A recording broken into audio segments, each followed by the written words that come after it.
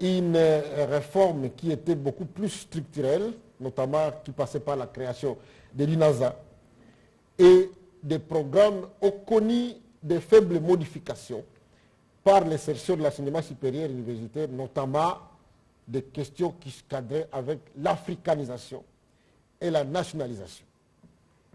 De 81 à 92, il y a eu d'autres réformes structurelles, notamment marquées par la création des conseils d'administration et la libéralisation de l'enseignement supérieur universitaire par la création des universités privées. En 1996, il y a eu la tenue des premiers états généraux de l'éducation. Et il y a eu la table ronde des universités en 2003-2004, abouti à ce qu'on a appelé la mini-réforme du programme qu'on appelle le PADEM, une réforme inachevée et qui n'a jamais été évaluée. C'est donc en réalité à partir de 2014 que la loi cadre de l'enseignement national a été votée et a institué le système LMD. Depuis 2014 jusqu'à 2021, notre loi avait déclassé l'ancien système pour la création du LMD, mais il a fallu l'arrivée du président de la République, Félix Antoine Tshisekedi Tshilombo, lorsqu'il a fait des voyages à l'extérieur du pays, qu'il a été en contact avec les étudiants congolais qui sont à l'extérieur, qui nous a demandé de faire aboutir cette réforme pour que nous puissions avoir les mêmes programmes que les universités du monde. Et donc c'est dans ce cadre-là que nous nous sommes lancés à la mise en œuvre de ces LMD. Et pour la première fois, nous avons convoqué plus de 400 professeurs qui se sont réunis pour réformer notre programme d'enseignement. En commençant par établir les profils, notamment en termes de métiers, ce qu'on appelle les référentiels des métiers. Poser la question, en fait, c'est poser la question de savoir quels sont les métiers en République démocratique du Congo qui ont besoin des universitaires. Puisqu'on ne forme pas les gens pour rien, on ne forme pas les gens pour qu'ils deviennent des chômeurs, on forme les gens par rapport aux métiers existants. Et donc, ils ont élaboré le premier document qui s'appelle les référentiels des métiers que nous avons mis à la disposition des universités. Et puis après, sur base de cela, ils ont établi les compétences qu'il faut pour exercer ces métiers qui les ont permis d'élaborer ce qu'on appelle les maquettes de formation. Nous avons maintenant aujourd'hui en République démocratique du Congo un nouveau programme d'enseignement. Un programme qui rend notre enseignement lisible et visible et qui nous permet, en finissant en République démocratique du Congo, d'avoir une mobilité des enseignants et des étudiants. Lorsqu'ils vont à l'extérieur, ils ne seront plus intimidés. Donc, nous avons mis en place des secrétariats chargés de la recherche dans les universités. C'est là pour permettre à nos universités de remettre la recherche au centre de nos universités, puisque nous avions presque déjà oublié cela. Et puis, nous avons accompagné cette réforme par la mise en place du cadre normatif, du cadre législatif, du cadre réglementaire. Nous avons, à notre initiative, nous avons déposé les décrets portant organisation et fonctionnement du LMD a été signé. L'arrêté organisant le troisième cycle, puisque comme vous le savez, tout a été chamboulé. L'arrêté concernant les assistants, nous avons dû signer notre document, notamment des arrêtés relatifs aux évaluations et l'arrêté concernant les normes, notamment ce qu'on a appelé avant les cadres normatifs. Alors les discussions sont en cours et je crois que demain, on va devoir adopter en Conseil des ministres les décrets relatifs aux appellations des grades académiques puisque tout a changé. Et je voudrais vous dire à terme d'aboutissement qu'aujourd'hui, l'année académique 2023-2024, ça sera la fin de ce que vous appeliez avant les diplômes de graduats. Ce diplôme va disparaître l'année prochaine. Parce que la réforme que nous avons installée institue un diplôme de licence après 3 ans à l'université. Et donc, à partir de l'année prochaine, tous nos jeunes qui sont à LMD, qui sont d'ailleurs fiers d'être appelés L1-LMD, L2-LMD, L3-LMD, vont devoir recevoir des diplômes de licence après 3 ans. Donc voilà un peu les premiers points de l'aboutissement de la réforme. Et je voudrais donc vous rappeler que depuis 1954, la création de l'université congolaise, c'est la première fois qu'on a une réforme méthodique, systématique et qui aboutit. Et donc, le gouvernement des Warriors a mis la fondation. Et nous avons dit que nous avons 5 ans pour achever cette réforme. On sait qu'on a beaucoup de défis, puisqu'on a eu beaucoup de critiques, déjà qui ont dit vous avez encore des préalables que vous n'avez pas encore réalisés. Nous avons dit, pour commencer, il faut commencer. Et nous avons commencé. Nous avons donc 5 ans pour stabiliser cette réforme si importante qui permet cette fois-ci à nos étudiants, lorsqu'ils vont à l'université, ce n'est pas pour aller avoir un diplôme. Puisqu'il y en a qui ont des diplômes et qui ne savent pas comment les utiliser, c'est pour aller acquérir des compétences. Et on insiste beaucoup sur la professionnalisation de l'enseignement dans ce système-là. Le deuxième axe, c'est la numérisation ou la digitalisation de notre enseignement. Nous sommes restés parmi les pays qui sont encore un peu en arrière par rapport à l'introduction de nouvelles technologies de l'information dans l'enseignement supérieur et universitaire. Et donc, c'est dans ce cadre-là qu'au niveau de l'achèvement, puisque je voudrais bien parler de réalisation, nous avons mis en place un outil qu'on appelle Hop Solution. Si vous pouvez regarder les images, j'espère que la régie va devoir nous les faire, nos universités maintenant possèdent des plateformes numériques qui nous permettent d'avoir un portail comme celui que vous voyez aux écrans là, où l'IEC, nous sommes capables de vous dire qu'aujourd'hui nous avons 29 000 étudiants. Et tout le monde peut les voir de loin. Et celui qui veut avoir les notes, celui qui veut payer, celui qui veut... Nous sommes informés de tout ce qui se passe puisque les étudiants, par exemple aujourd'hui à l'IEC, ils ont réalisé 71 000 $ américains de frais payés par les étudiants. Nous sommes informés, l'établissement est informé, parce que tout a été digitalisé. De telle sorte que lorsque vous posez aujourd'hui la question aux universités pour savoir vous avez combien d'étudiants, nous ne pouvons plus tâtonner parce que nous avons les nouvelles technologies de l'information dans notre façon de gérer. Et donc là, vous avez toutes les informations qui concernent les étudiants, les informations concernant l'administration de l'enseignement supérieur, les informations concernant les services académiques. Les étudiants peuvent faire des réclamations ou des recours par l'outil digital. Et vous voyez là-bas, on a 14 universités de Kinshasa qui sont intégrées. Nous avons le nombre d'étudiants qui sont là et le nombre de transactions financières qui passent de telle sorte que ça soit transparent. Tout le monde est informé de ce qui se passe et ça nous permet, en tant que ministère de l'enseignement supérieur universitaire. Les gens croyaient que c'était impossible de le faire, mais nous l'avons fait parce que nous devons améliorer notre système d'enseignement. Nous avons créé une bibliothèque numérique nationale. Et nous nous sommes abonnés à des bibliothèques au niveau de l'extérieur pour permettre à nos étudiants, à travers une carte SIM que nous appelons carte SIM Academia, de pouvoir accéder sans frais aux ressources pédagogiques du monde.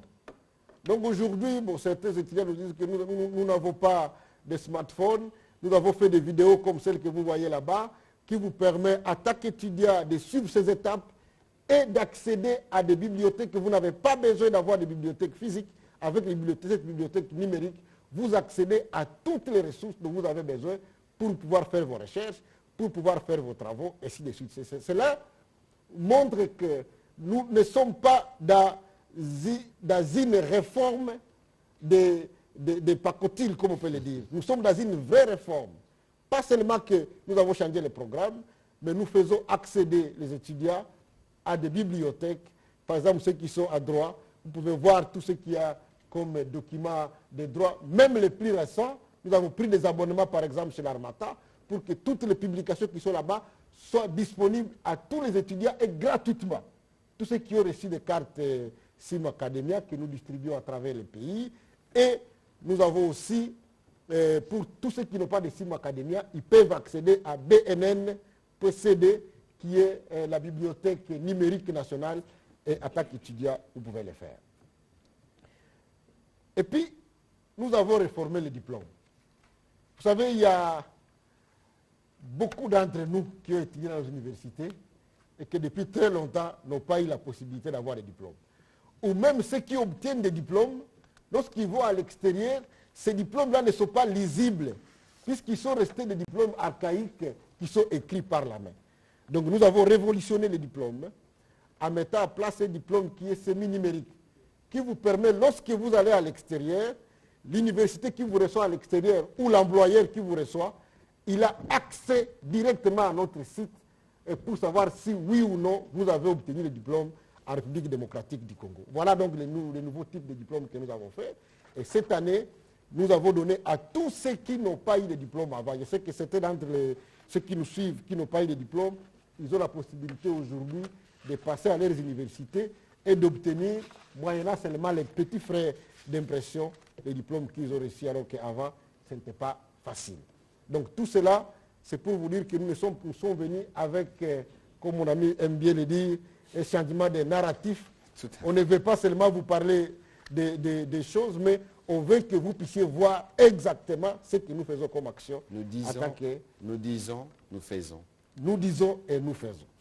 Donc pour ce qui concerne la lutte contre les antivaleurs, vous aviez suivi que nous avions interdit tous les actes porteurs d'antivaleurs au niveau des universités. Par exemple, ce qui a été beaucoup à la une, c'est l'interdiction de la vente des syllabus.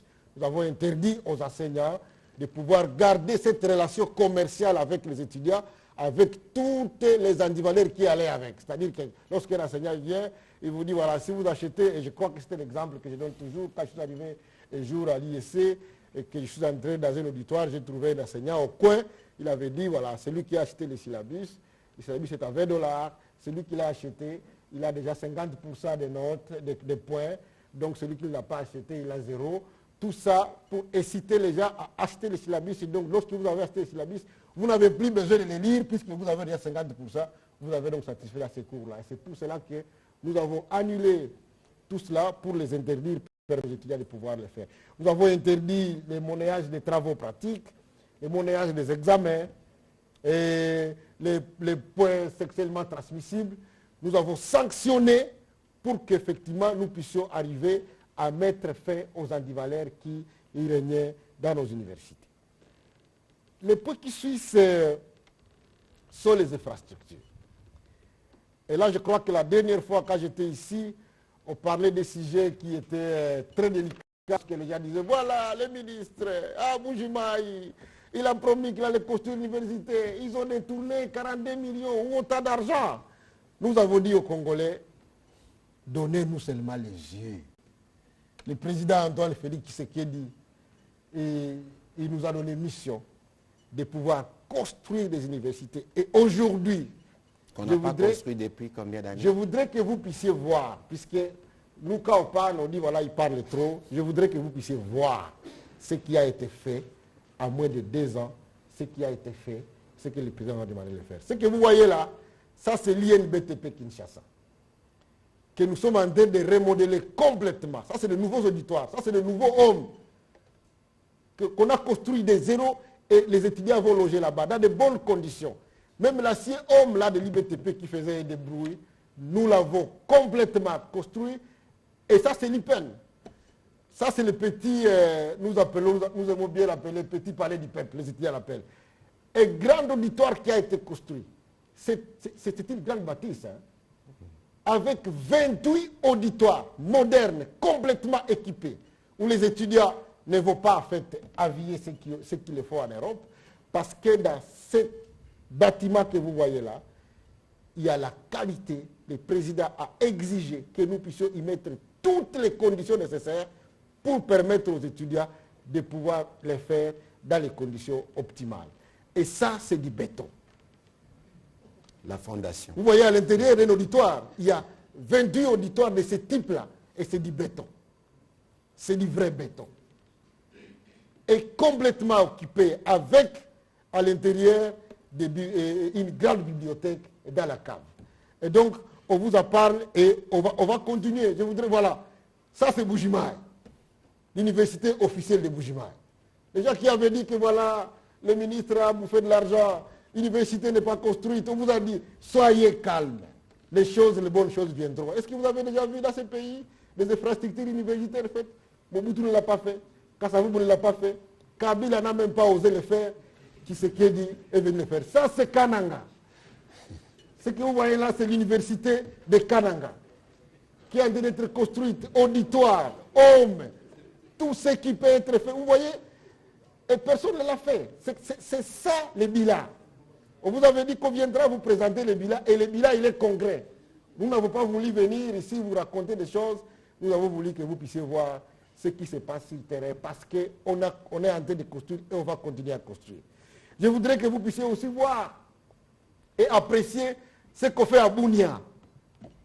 Parce qu'il n'y a pas que Bujima, il n'y a pas que Kananga. Il y a Bunia aussi. Ça, c'est l'université de Bunia qui est en train d'être construite. C'est des gros bâtiments, des hommes, des auditoires pour permettre aux gens de voir. Et enfin, ce que vous allez voir là, c'est l'université de Kolwezi. La grande université de Kolwezi. Je voudrais donner une note spéciale, puisque pour ce qui concerne les autres universités, le président de la République a dit « je vais le faire moi-même ». Mais pour Kolwezi, la dame de fer qui est là-bas a dit « non, vous ne pouvez pas le faire ailleurs, ne pas le faire à Kolwezi. Moi, vous venez faire la même chose que vous faites ailleurs, mais je vais financer ». C'est elle-même qui finance ça, la gouverneure de Lualaba. Tout dedans. Et à côté, vous allez voir, là on est à Kolwezi, des cliniques universitaires modernes. Nous y étions avec le président et on n'a pas eu le temps de tout visiter justement. Puisqu'effectivement, comme je n'étais pas avec vous, vous n'avez pas eu le temps de visiter les universités. Mais je voudrais vous dire que prochainement, quand vous passerez par là, allez jeter un coup d'œil à ce bijou qui est en train d'être construit. Ça, c'est dans le cadre de ces de vastes programmes de mettre en place, de donner aux étudiants des infrastructures modernes, des infrastructures de qualité, pour que nos étudiants ne soient pas dépaysés lorsqu'ils vont à l'extérieur et qu'ils voient des choses qu'ils n'ont jamais vues dans leur pays. Et ça, c'était cadeau signé Fatih Béton. Parce que je voudrais bien vous le dire, que depuis les Belges, on n'a pas construit des universités. Nous, on ne fait pas de référence depuis Mobutu ou depuis Kabila. Non, nous, quand on fait des références, puisque c'est la fondation, depuis les Belges. Donc, c'est depuis les Belges qu'aujourd'hui, maintenant, nous avons des choses qui sont construites et vous avez vu les images. Et ce programme va continuer. Puisque dans la deuxième phase, le président nous a demandé de pouvoir le faire aussi à Goma, on va faire à Bukavu, on va faire à Kikwit, on va remodeler l'université de Lubumbashi, on va faire l'université de Mbandaka, et je voudrais vous dire, ceux qui veulent bien m'accompagner, que dans les 2 semaines ici, nous allons lancer les travaux pour l'université de Mbandaka et l'Institut supérieur de commerce de Matadi. C'est la deuxième phase, mais l'objectif pour le président, c'est d'avoir au chef-lieu de chaque province une grande université construite dans les normes, avec des hommes, avec des laboratoires, avec des auditoires, et tout cela complètement équipé. Mais en dehors de ce projet-là, les universités, on les construit partout, parce que nous avons demandé aux universités de gérer rationnellement les ressources. Et donc, en dehors de ça, j'allais oublier aussi, j'oublie, les étudiants de l'INIKI, ils vont dire, mais monsieur le ministre, pourquoi tu nous as oubliés? Nous avons remodelé les hommes de l'université de Kinshasa. Et donc, pour ceux qui n'ont pas encore eu le temps d'aller visiter les hommes de Kinshasa, voilà à quoi ça ressemble. Est-ce que vous pouvez envier l'Europe avec ça? Des chambres qui sont devenues pratiquement comme des chambres d'hôtel, avec des salles de douche dans chaque chambre et de l'eau chaude. C'est pour vous dire que quand on les fait bien, on les fait très bien, tellement bien que c'est vraiment du béton. Et donc les images que vous voyez là, ce sont les hommes de l'université de Kinshasa. Les images que vous aviez vues depuis trop longtemps, de voir des hommes très sales comme c'était là, ça c'est fini. Maintenant vous avez des hommes complètement remodelés et nous sommes en train de loger. D'ailleurs, je voudrais profiter de cette occasion pour nos étudiants de visiter les sites Ndakonakamba, ils savent ce que ça veut dire, puisque nous avons donné la gestion de ces hommes à une entreprise privée le changement de narratif, c'est aussi celui-là. Il ne faut pas que demain, on se retrouve encore 2 ans après avec des bâtiments complètement dégradés. Nous avons mis une entreprise privée qui va gérer avec une sécurité permanente, des caméras partout. Nous avons dit qu'ils vont avoir déjà, qui font la propriété chaque jour de ces bâtiments et à la fin de chaque année, toutes les salles sont encore remodelées. Ça, c'est pour nous permettre d'avoir cette fois-ci des infrastructures que nous saurons maintenir puisque la maintenance nous pose toujours défaut. Alors, en dehors de ça, si vous arrivez à l'université de Kalemi, vous allez trouver de nouveaux bâtiments. À l'université de Goma, c'est d'ailleurs l'exemple de construction de grande envergure, et avec les frais des étudiants, qu'ils payaient depuis trop longtemps. Mais c'est de l'argent que les gens ne savaient pas ça partait où. Aujourd'hui, nous avons, vous voyez comment l'Inigome est devenu un bijou, alors qu'on l'appelait avant Kinyumba. Voilà à quoi ça ressemble aujourd'hui. Et les gens sont très fiers de tous ces bâtiments. À l'université de Goma, à l'ISC Goma, à l'ISTA Goma, à l'université de Lodja au Sanguru, à l'ISPT Likasi, à l'ISES Lubumbashi, à l'ISC Lubumbashi, à l'INILU. On a fait une clôture impressionnante sur tous les bâtiments de 6 km pour l'université de Kolwezi, l'ISTEM Kolwezi dans le Lualaba, l'université Notre-Dame du Kassai, l'ISTEM Kananga, l'ISES Kananga, l'université officielle de Bukavu, l'ISP Bukavu, l'ISTEM Bukavu dans le Sud Kivu, l'ISP Mbandaka, ça c'est l'institut de pêche de Tchavinyonge au Nord Kivu, l'ISTEM Gemena, l'ISC Kinshasa. Il faut essayer d'y aller pour voir à quoi ça ressemble aujourd'hui. Vous n'allez pas vous rendre compte que vous êtes à Kinshasa. C'est devenu un bijou. Est-ce que vous avez eu le temps déjà? Passez par là, vous allez voir. L'ISTEM Iziro, l'université de Louélé, l'ISTEM Bounia, l'université président Joseph Kasaboubou, je suis allé moi-même inaugurer des bâtiments. L'ISC Matin dans le Congo central. Partout, les gens construisent parce que le ministre est venu avec une politique pour dire à tous les chefs d'établissement qu'il est maintenant inadmissible que les étudiants payent de l'argent pour construire des universités et qu'il n'y ait pas de construction. Donc, je vais boucler ce chapitre d'infrastructure pour vous dire que notre réforme, LMD, a des exigences. Et pour répondre à ces exigences, nous avons mis la barre très haute. Le président de la République, il met beaucoup de moyens pour que nous puissions construire des universités. Et ça s'est construit partout. Je n'ai pas voulu venir avec des paroles, je suis venu avec des vidéos pour que la population congolaise puisse se rendre compte que partout dans les pays, nous sommes en train de construire. Et je vais finir par l'amélioration des conditions des enseignants. Je voudrais vous dire que depuis 2 ans et demi, et j'ai voulu bien calculer, mais je ne donnerai pas de chiffres pour ne pas faire les chiffres. Les enseignants, dans le cadre de ce que nous avons eu comme accord à Bibois avec nos syndicats, nous avons répondu à 50%, une augmentation de 50% pour ce qui concerne les professeurs d'université. Et nous sommes engagés à aller à 100%, puisque c'est ça l'engagement que nous avons pris avec les professeurs d'université. Pour ce qui concerne les chefs de travaux qui sont ici et les assistants, l'augmentation est de l'ordre de 87%. Depuis que nous avons pris les rênes de ce ministère, jusqu'aujourd'hui, il y en a qui ont quitté de 580 000 francs à 960 000 francs congolais. Et c'est notable, parce que, vous savez... 380 000 francs de plus. Ah oui, voilà. Voilà, il y a quelqu'un qui sait bien faire les mathématiques à côté de moi. J'ai fait les maths. Alors, pour ce qui concerne la mobilité des enseignants, vous avez suivi que grâce au chef de l'État qui nous a demandé de le faire pour honorer nos professeurs d'université, nous avons commencé la distribution des véhicules aux professeurs d'université puisqu'ils les méritent.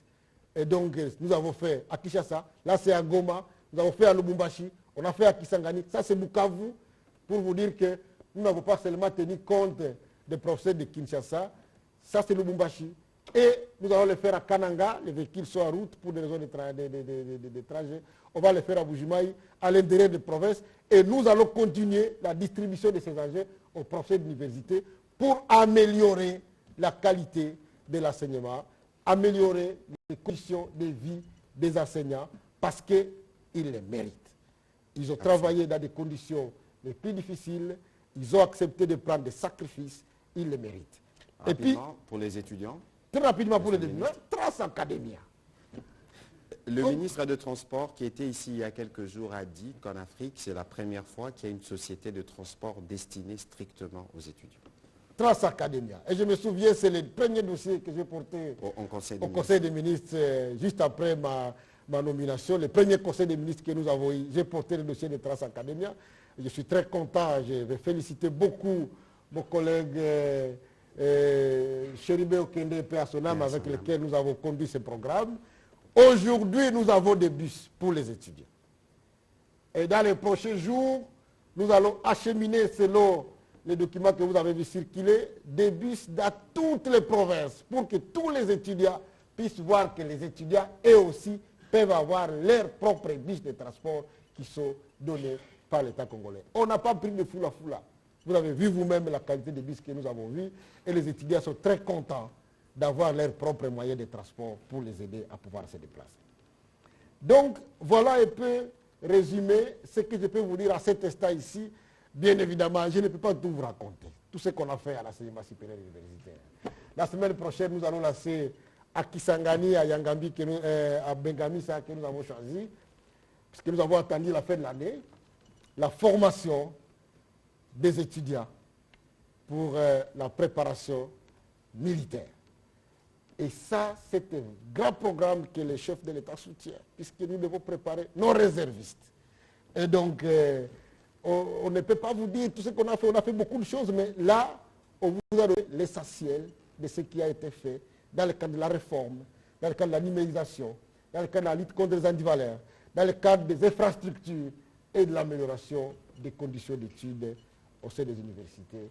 Je crois que je vais m'arrêter là-bas pour permettre aux gens de pouvoir poser des questions. Monsieur le ministre, nous vous remercions pour cette présentation qui n'était pas exhaustive, mais qui résumait sur 5 axes l'action que vous avez portée.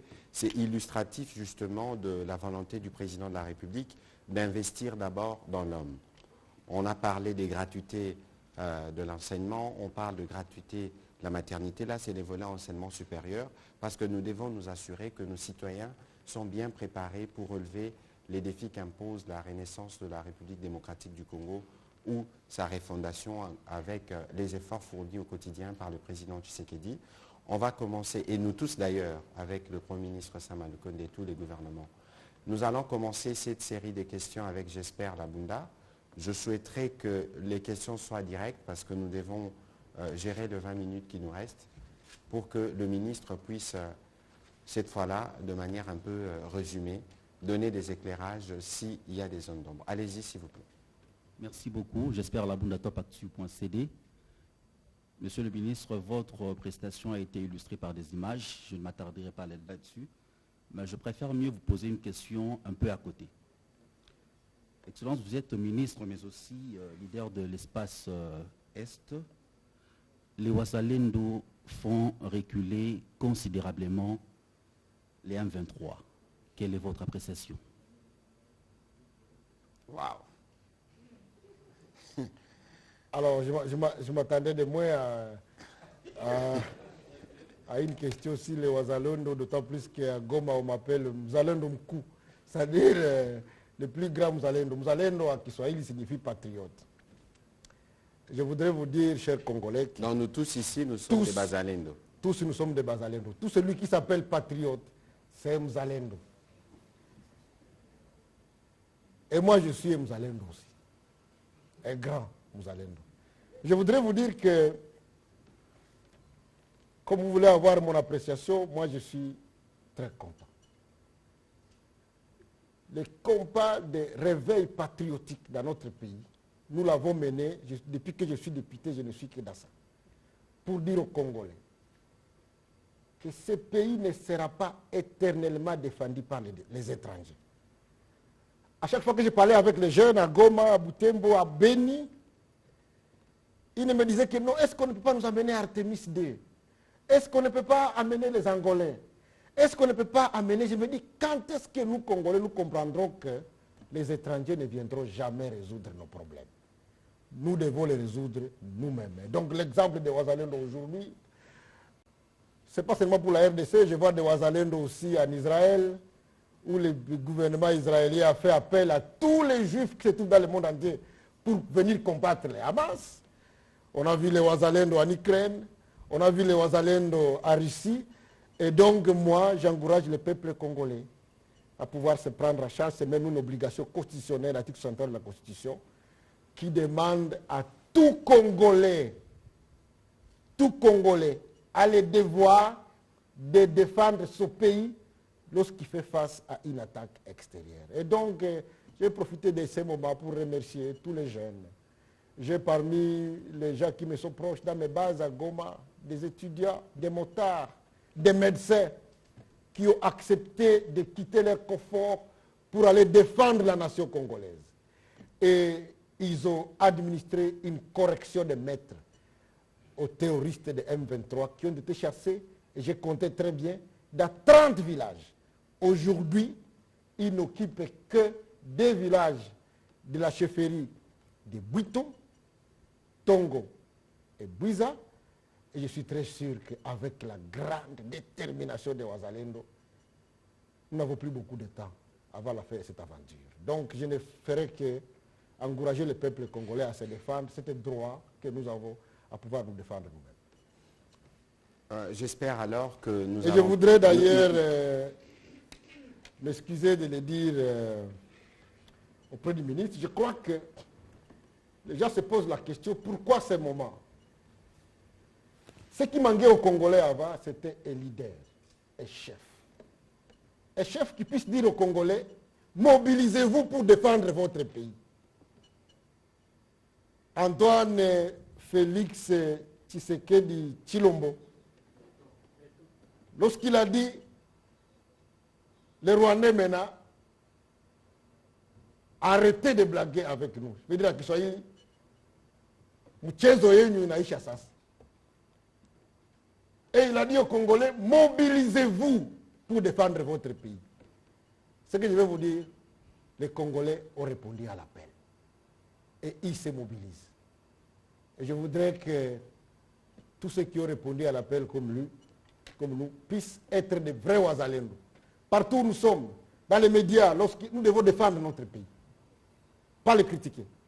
Partout où nous sommes, lorsque notre pays est attaqué, c'est ça le vrai Ouazalendo. Et je voudrais donc vous dire que maintenant que le pays a un chef, qui a une vision, et que les gens savent qu'à se battre pour leur pays, ils ont derrière un vrai Mouzalendo à la tête du pays, ils vont bien se battre.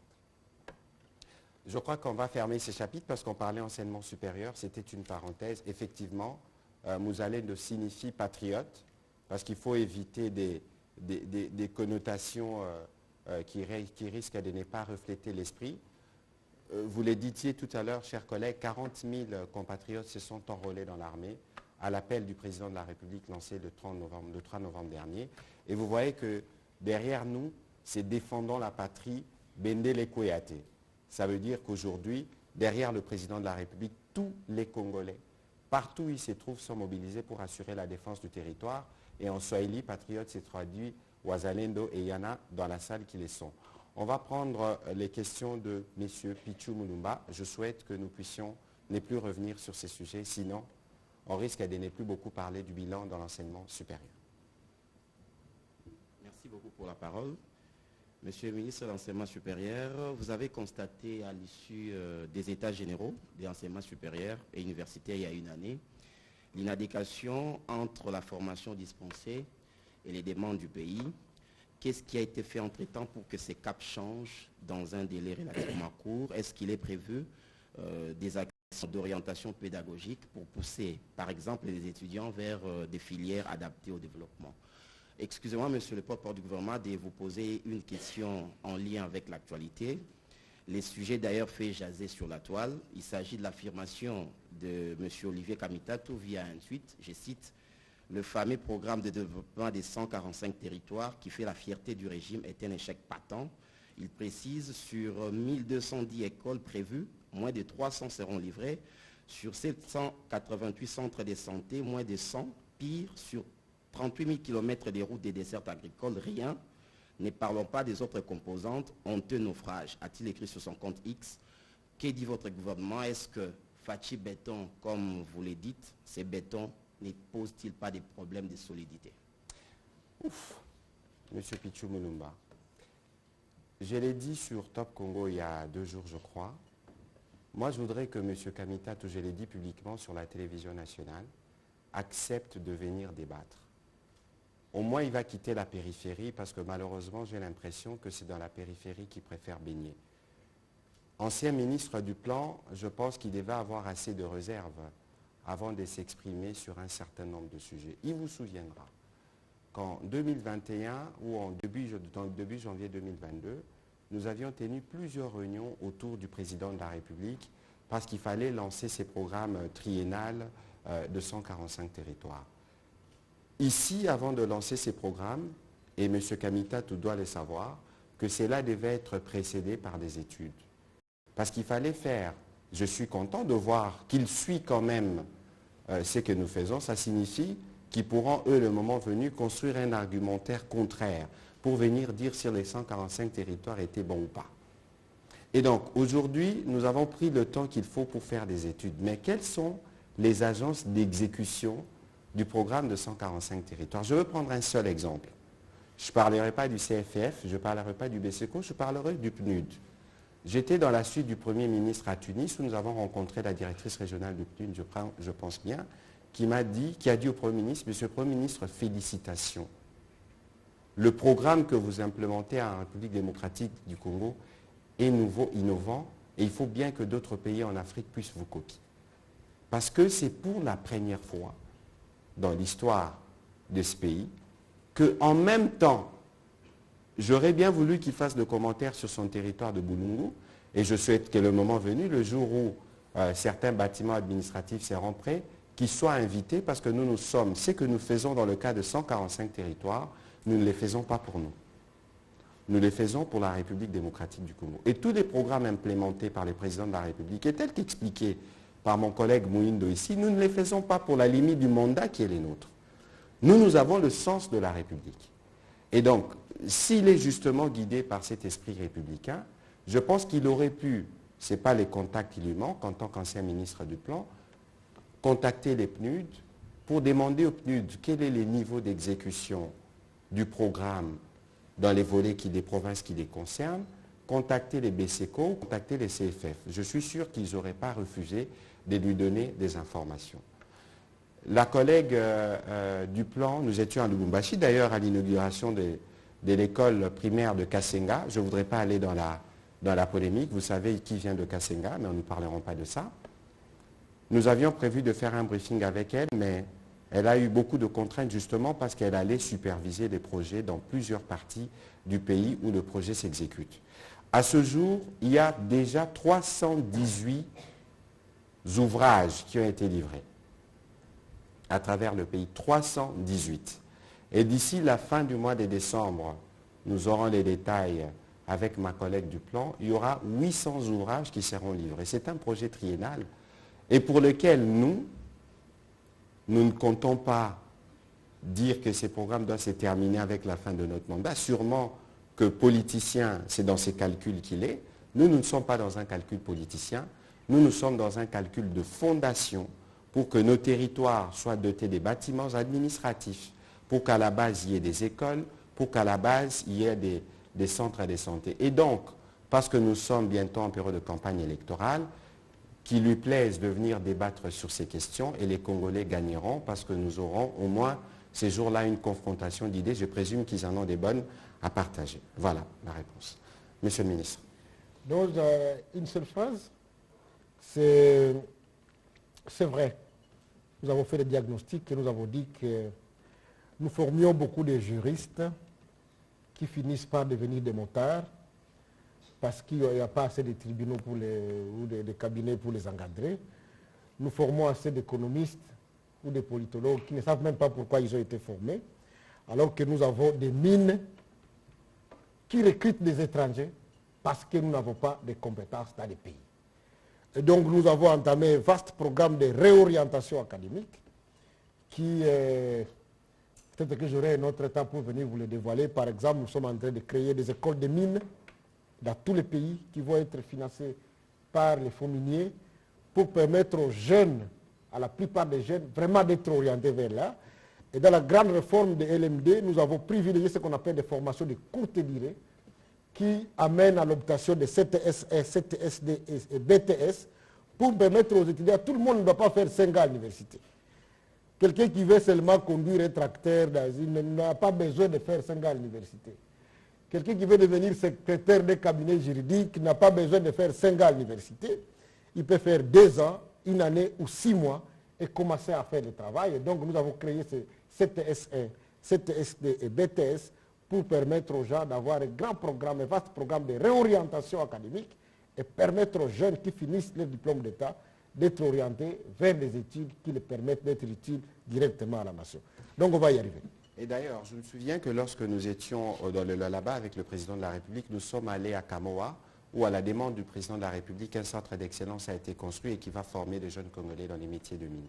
On va prendre la question de M. Jacques Moulouma.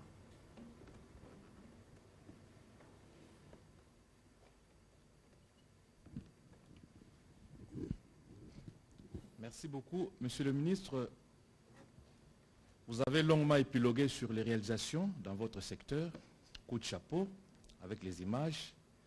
Mais laissez-moi vous poser quelques questions. La première, c'est quand vous avez fait l'état des lieux des universités en République démocratique du Congo, certainement vous avez remarqué qu'il y a de ces universités et instituts supérieurs qui sont non viables. Qu'est-ce que vous en avez fait? Combien avez-vous fermé? Et qu'est-ce que vous avez prévu par rapport aux étudiants, s'il y en a, si vous aviez eu à fermer ces universités? La deuxième question, c'est en rapport avec les diplômes. La réforme, vous avez dit, vous avez décidé d'octroyer des diplômes aux anciens étudiants, moyennant $10. Vous n'avez pas cité le montant, mais nous avons été là, nous aussi, j'ai été concerné, nous avons payé $10. Mais depuis lors, silence total. À quand la délivrance des diplômes? On dit que s'il y a blocage, c'est au niveau de votre ministère. Qu'est-ce que vous en dites? Vous êtes à quel établissement? IFASIC. Ex-ISTI. IFASIC, ok. Donc ce soir, le recteur de l'IFASIC, Kamba Ibouacha, je vais lui poser la question. Pourquoi il ne vous a pas donné votre diplôme? Parce que tout a été imprimé à l'IFASIC. Ou bien vous êtes allé là-bas voir s'il y a votre diplôme là-bas. Je crois que l'IFASIC, tout a été livré. Donc, passez encore là-bas demain pour voir si votre diplôme est là. S'il n'est pas là, vous allez me téléphoner. Alors, pour les universités non viables, effectivement, nous avons pris des mesures. Vous aviez suivi. Nous avions fermé 412. Nous avons fermé 412 établissements d'enseignement supérieur qui étaient non viables. Et vous aviez suivi que nous avons fermé une centaine de facultés de médecine non viables. C'est des décisions courageuses, mais nous croyons que l'insalubrité ne doit pas avoir sa place dans l'enseignement supérieur universitaire. Nous formons les cadres de demain, ils doivent être formés dans un très beau cadre. Bien évidemment, il y a une grande limite au Congo entre les viables et les non viables, parce que le secteur a été délaissé pendant trop longtemps, et que même parmi ceux que vous croyez être de grandes universités, il y a des endroits où vraiment, lorsque vous y arrivez, vous trouvez que la viabilité n'y est pas. Donc, au même moment que ceux qui étaient vraiment dans la catastrophe ont été fermés, nous faisons un effort pour que les restes d'universités qui sont un peu viables puissent l'être davantage. C'est pour cela que nous continuons ce programme de construction.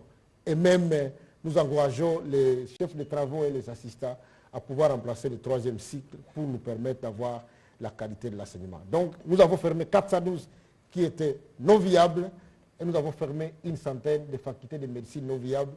Nous en venons au droit. Il y a une commission qui va devoir descendre dans les universités parce qu'il y a aussi de l'insalubrité aussi dans cette faculté de droit dans le pays. Les étudiants, ils savent, ils ont reçu des directives. Nous avons demandé aux étudiants des établissements fermés de pouvoir être reçus par les établissements viables. Ça a été fait. Et même les étudiants de médecine qui étaient dans les établissements non viables, nous leur avons demandé de rejoindre les établissements viables. Il y a des établissements qui ont bien évidemment exigé un test avant d'admettre les étudiants qui venaient des établissements non viables, ce qui est valable. Donc ce test leur a permis de faire un reclassement. Si un étudiant qui vient d'un endroit où on étudie la médecine, où on enseigne la médecine seulement par 2 personnes, le médecin directeur du coin et le médecin de l'hôpital. Ce sont les 2 seuls enseignants qui enseignent des G1 à D4. Donc quelqu'un qui vient d'un établissement comme celui-là, lorsqu'il vient à l'INEKIN, c'est normal qu'il soit soumis à un test pour savoir si réellement c'est un médecin qui peut être admis. Et donc ce sont ce genre de tests pour lesquels ils ont été soumis. Et la question a été complètement réglée. Voilà, on va prendre les 3 dernières questions en série pour terminer. Madame Rachel Kitita, Monsieur Dadi Songozo et Monsieur Christophe Kabea. Et Liévin Lezolo. Comme ça, on va terminer. S'il vous plaît.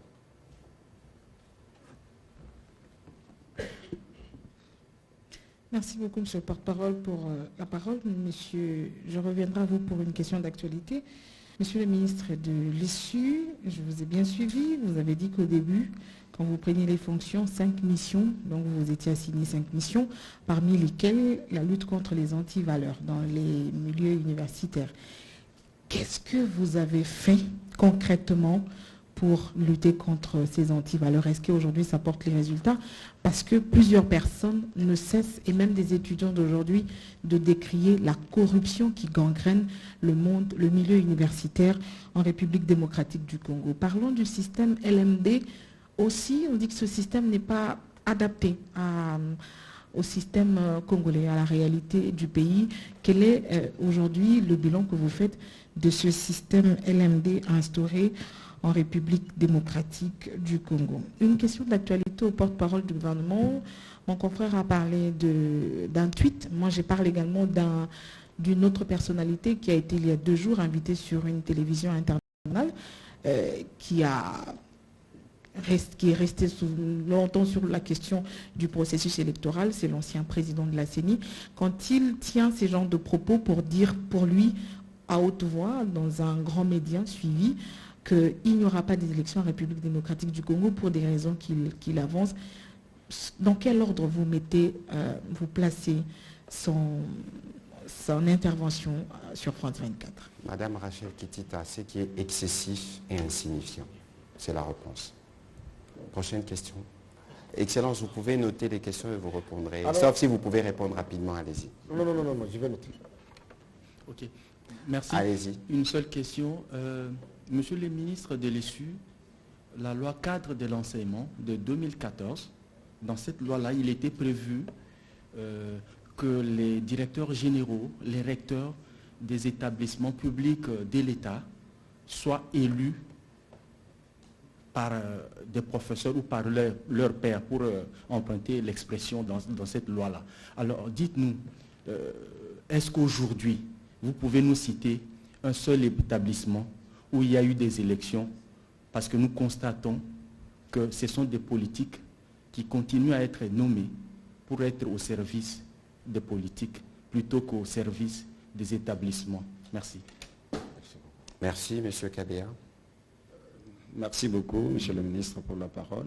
Je m'appelle Kabea, comme vous l'avez dit, coordonnateur du site Congo Market TV. Ma question s'adresse au ministre de l'ISU. C'est par rapport au diplôme, à la mesure des diplômes. Alors, on veut savoir combien de diplômes ont été signés jusqu'à là et qu'est-ce qu'on peut retenir d'1 million de diplômes que vous avez trouvé de votre prise de fonction. Merci. Merci. Dernière question, M. Luzolo-Liévin. Merci beaucoup à M. le ministre de l'ISU. Félicitations pour les bâtiments à réhabiliter.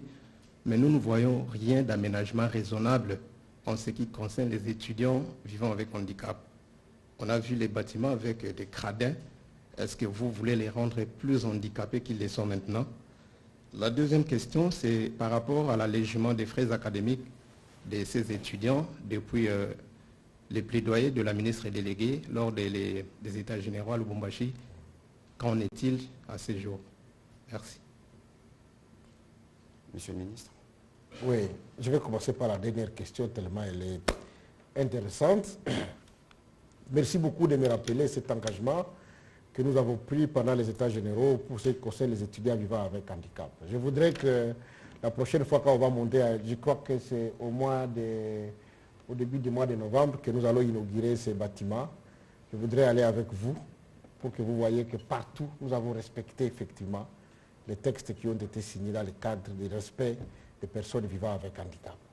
Ça a été fait, ça a été respecté. On a été là avec le ministre de la Communication. Il y a des rampes qui ont été prévues pour l'accès. En tout cas, l'accès est garanti pour les personnes vivant. Et un petit commentaire à ce sujet. Dans les jours qui viennent, on va commencer une campagne avec ma collègue qui se charge justement de personnes vivant avec handicap, la ministre déléguée, pour faire la campagne autour de la loi qui a été adoptée à l'Assemblée nationale et qui a été promulguée. Parce que pour le président de la République, c'est une recommandation qu'il fait partout. Il faut nous assurer que dans les infrastructures et même dans les 145 territoires, que nous veillons aux accès pour les personnes vivant avec handicap. Parce que nous sommes tous à 70%. Nous courons les risques de les devenir. Et donc, le faire, c'est le faire pour nous. Et donc, c'est un sujet qui est particulièrement suivi au niveau du gouvernement.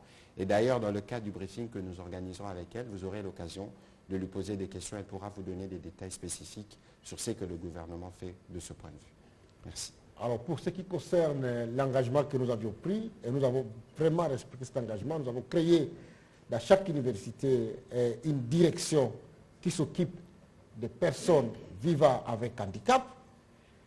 Et puis, pour ce qui concerne les handicapés, notamment les sourds et les muets, les sensoriels comme on les appelle, nous avons exempté des frais académiques.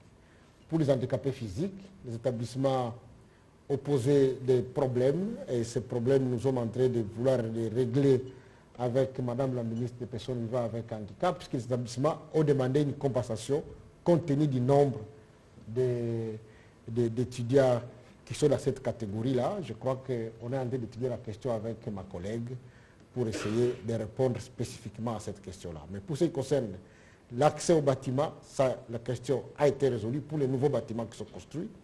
Pour ce qui concerne les handicapés sensoriels, on a réglé les problèmes puisqu'ils ne payent pas les frais académiques.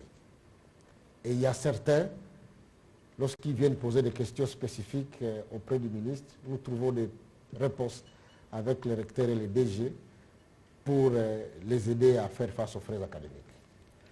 Alors, vous avez signé combien de diplômes? On avait parlé de 1 million de diplômes sur votre table. En tout cas, je vais vous dire que je crois que j'ai atteint mon 1 million. Hein.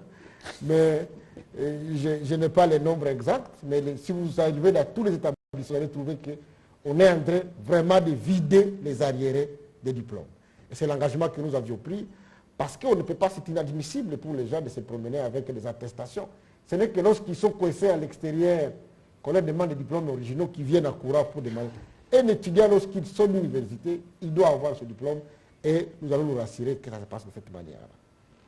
Alors, l'élection des DG et des recteurs. Alors, il y a beaucoup de choses autour de cette question. Vous savez, quand moi j'ai pris les fonctions, je me suis dit, on va faire aboutir la réforme. Et parmi les éléments de la réforme, c'est aussi l'élection des recteurs et des DG. Alors, il se pose encore des problèmes d'ordre technique. Le premier problème d'ordre technique, c'est la définition des pairs. Il y en a qui disent que voilà, les pairs, ce sont seulement les professeurs. Il y en a qui disent, comme ailleurs, que lorsqu'on parle des pairs, ça inclut tous les personnels scientifiques aussi. Et il y en a qui disent même les personnels administratifs, puisqu'à l'extérieur, même les étudiants, ils sont parmi les corps électoraux de ceux qui votent. Alors, lorsque la définition que les professeurs donnent à cette question, celle des professeurs, est retenue, il est évident que plusieurs universités ou établissements supérieurs n'ont pas de professeurs. C'est-à-dire que si vous devez élire parmi les pairs, vous allez vous retrouver avec des difficultés, avec 80% d'établissements qui sont dirigés par des professeurs ou des enseignants qui viennent d'ailleurs.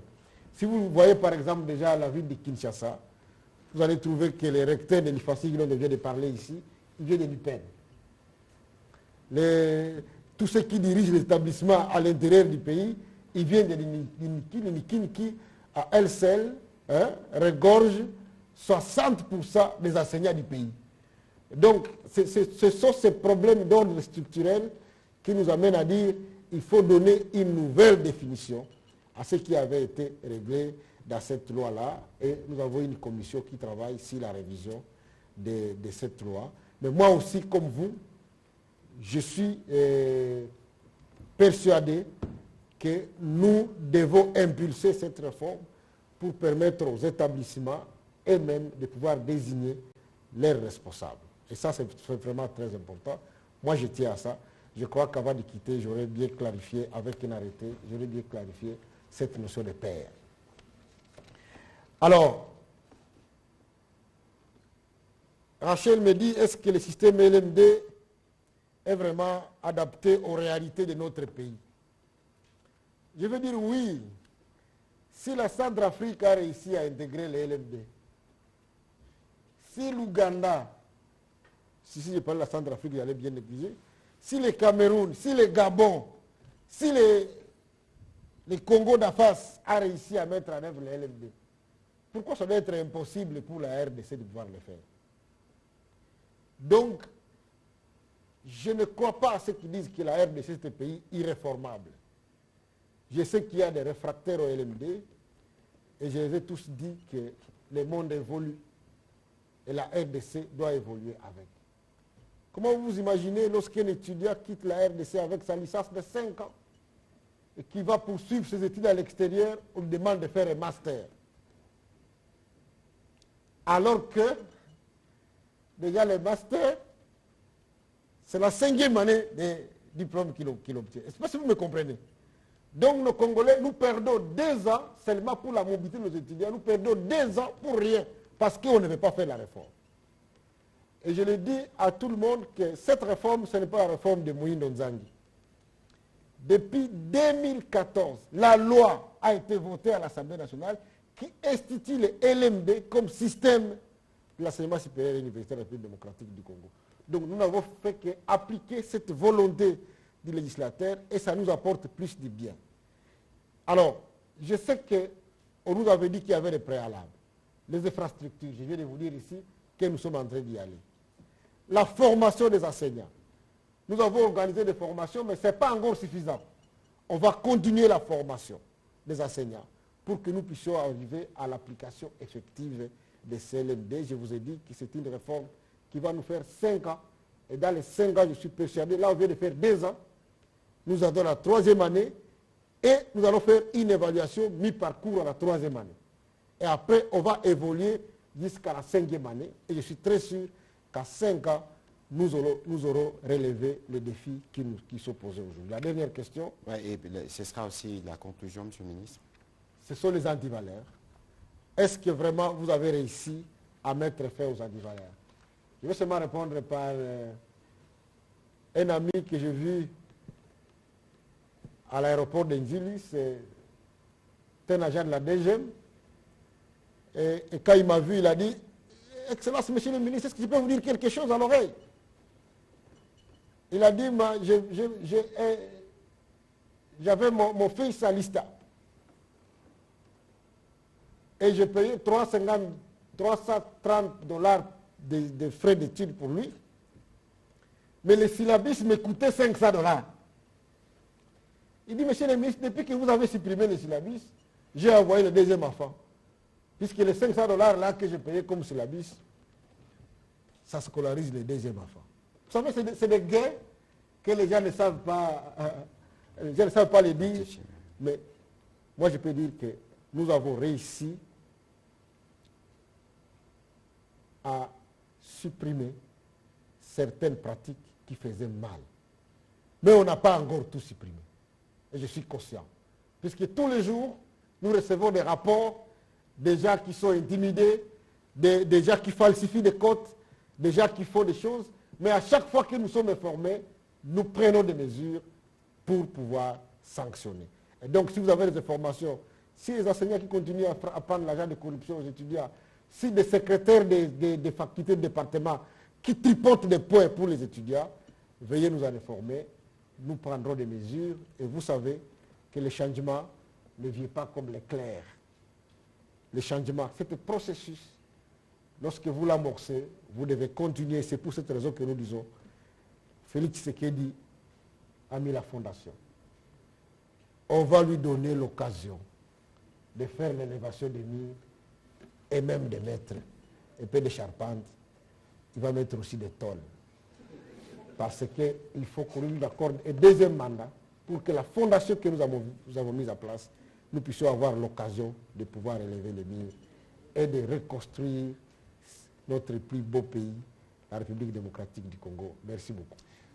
Monsieur le ministre, merci beaucoup de la participation à cet exercice. Évidemment, nous trouverons d'autres moyens pour continuer ce travail de bilan et de redevabilité. Mesdames et messieurs, nous vous remercions d'avoir participé une nouvelle fois à cet exercice de redevabilité. Nous reviendrons encore la semaine prochaine avec un autre collègue pour voir dans quelle mesure. Ce sera sûrement le vice-premier ministre des Affaires étrangères, Lutundula, pour reparler un peu de la question de la MONUSCO et d'autres sujets. L'essentiel pour nous, c'est d'être redevable et de dire à nos compatriotes ce que nous faisons au quotidien du pouvoir qu'ils nous ont donné. Et ça n'a rien des politiciens comme beaucoup veulent le faire en ce moment. Et nous espérons qu'ils quitteront la périphérie bientôt quand la campagne électorale va commencer pour aller sur des sujets de fond.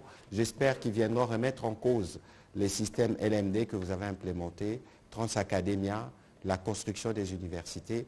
On verra ce qu'ils auront comme proposition à faire au peuple congolais. Merci et bonsoir chez vous.